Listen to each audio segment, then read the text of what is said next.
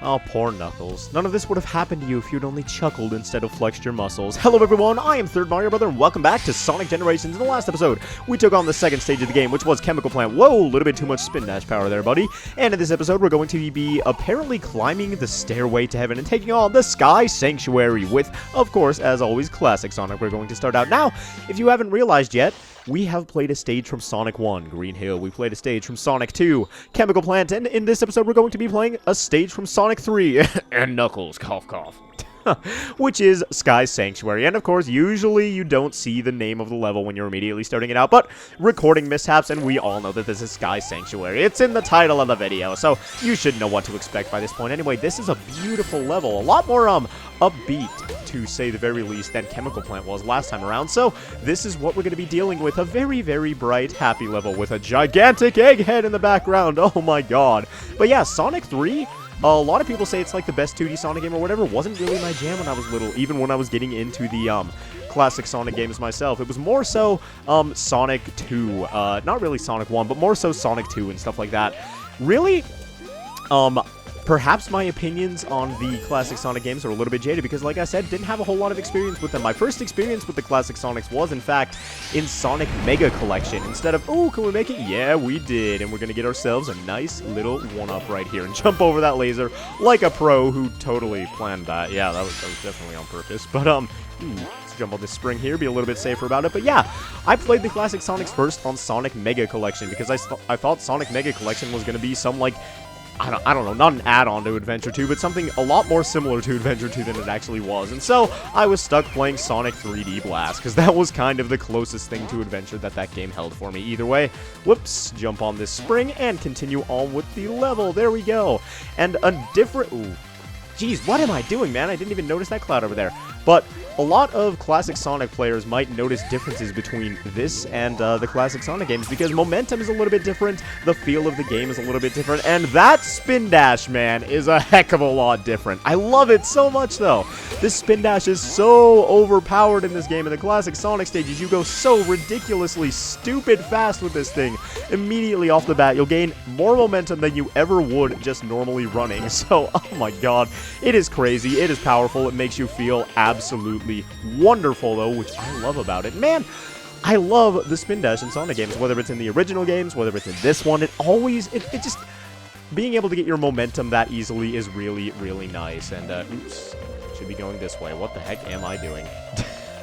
But being able to get all your momentum back that easily and stuff like that, you know, a classic Sonic game would not be complete without the spin dash. Oh, can we make it? Yes, we can. A classic Sonic game without the spin dash would be like pancakes without syrup, like a cactus without spines. Well, not quite like that, because Sonic is a little bit more pleasant than a cactus, but you know what I'm saying. It would be just totally incomplete. And there we go, bounce on that spring. Thought I wasn't going to for a second, which was a little bit of a scary thought, but Sonic pulled through in the end, and we might continue on forward. But yes, the spin dash in this game is especially powerful and especially helpful in pretty much any case, because you're never going to be completely out of speed. Like right there, boom, instantly going max speed the second you press the button. And I like how it's one button in this game. I know that was a classic feature where you had to hold down and press A or whatever, but the fact that it's one button is easier for a simpleton such as myself. So let's go ahead and continue jumping on up these things. Can we get him? Yes, we did, before he shot us right in the face. Now, my proclivity when I'm playing Sonic games, if you haven't noticed quite yet, is to spin dash like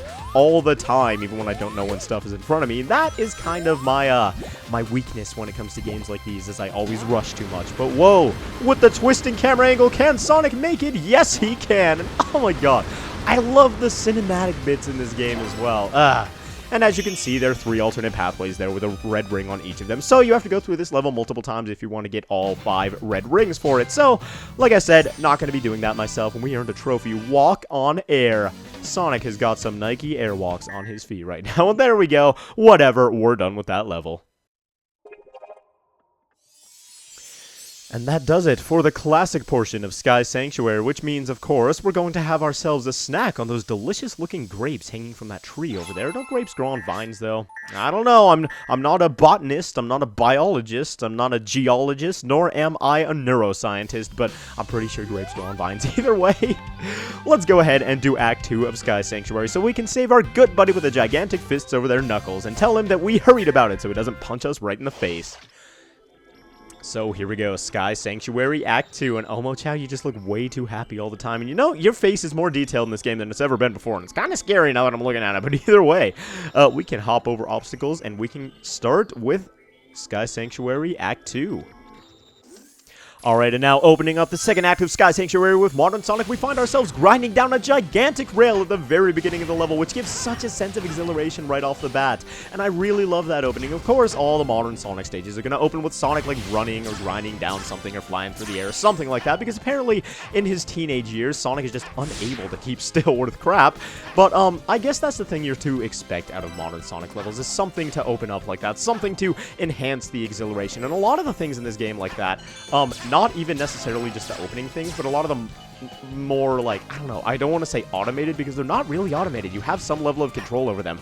But a lot of those more cinematic things, like grabbing that thing right there, for instance, or the grinding and stuff like that, I really like them. They add to the sense of exhilaration, they add to the sense of speed and the sense of fun, and I suppose that is exactly, like I said, the kind of stuff that you are to expect from Modern Sonic levels. That's not to say, however, that speed is exclusive to Modern Sonic levels, because as we saw before, grab that ring, boy. Because as we saw before, as I was saying, that godly spin dash that you have as Classic Sonic throws so much speed into the game right there. And plus, there's a lot of platforming in Modern Sonic levels. A lot of people like to say that Sonic Generations is all about the speed or something, and Sonic feels like he's handling like a car, but that's absolutely untrue. I feel like Sonic Generations strikes a really good balance with it. Sonic Adventure struck a balance with it in like a different way. They didn't have the whole boosting mechanic or anything like that at that point in the Sonic franchise, but Sonic Generations definitely has a bit of platforming to it in both the 3D segments and the 2D segments. A lot of people say that the platforming is exclusive to the 2D segments, but I beg to differ. There's definitely a lot in every playstyle, and I feel like it was done absolutely, well, I want to say really, really well, at the very least. Either way, let's go ahead. Can we make it up here? Yes, we can. We can. Oh, dang it. The platforms fell a little bit faster than me, even though I'm the fastest thing alive. I suppose those are probably the fastest platforms that aren't alive. I've got no idea what I'm saying. So let's just go ahead and grab that teleporter, that transporter, whatever you want to call it right there, and continue on with the level. Now, as we're doing these little platforming segments, as I just mentioned, right here. Ooh! Ah, dang it, I fell! I probably should have been paying a little bit less attention to what my dumb mouth is saying, and a little bit more attention to what my dumb fingers are doing. But one of the small problems with Sonic Generations that I see is that when you're controlling Modern Sonic and you're doing like a slow, sort of tightly packed platforming segment, really this Sonic was built for those speed segments. He handles reasonably well in platforming segments, especially the ones you're going fast in, but when it wait, can I break these? No, I can't, unfortunately. So it looks like we're gonna have to go down here and, oh, dang it, completely fall off the map. But there we go. Hop onto that cloud, and please, let's get moving on with our lives. Oh, and you have to race this robot here to this segment up here. I totally forgot about that. Yeah, we made it. We totally lost every single one of our rings. Actually, you don't lose all your rings on taking damage in this game, which is kind of weird. Not used to that as an older, well, not older, but sort of old Sonic fan. Either way, what the heck was I saying? Oh yeah, my one very, very small complaint about this game is that during those segments where it's tightly packed and you're controlling Modern Sonic in a 3D environment, he takes like really, really wide turns, and so control doesn't feel like as tight as it did in, for example, Sonic Adventure 2 or Sonic Heroes or something like that. But it's still not bad. It never feels bad. It never feels like you're out of control or anything like that, and it still feels great, and we are hurtling towards that ridiculous big ugly mug of Eggman in the background, and wow. Oh god, man. I would never take that thing on in a staring contest. That thing is scaring the crap out of me. I got a perfect bonus, but I want to get the heck out of here. And I think we actually got, like, quite a few red rings. A lot more than I was expecting in that level anyway. That is Sky Sanctuary, both Acts 1 and 2.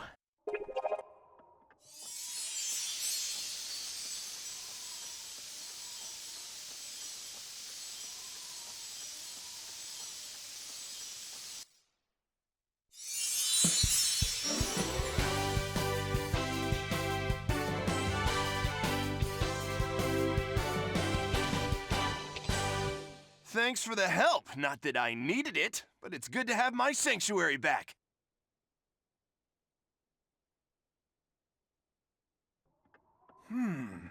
You know what, Knuckles? For that place being a sanctuary, it was not very tranquil or peaceful or any of those things that you would expect a sanctuary by definition to be. So you know what? Do a little bit of a better job housekeeping that place, alright? What is this place? It's so white and creepy. I've never seen anything like it.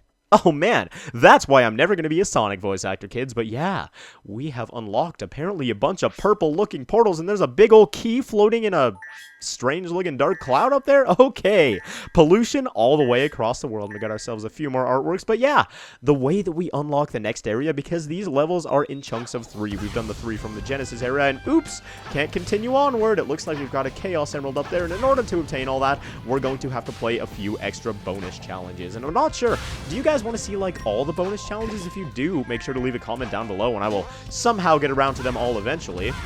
Perhaps not right off the bat, but we have to play a few of these in order to continue on with the game. So that's what we're going to be doing next time on Sonic Generations. Thank you all very much for watching this episode in which we rescued this knucklehead right here. In the next episode, we're going to be doing those bonus challenges. So thanks once again for watching, and I will see you guys then.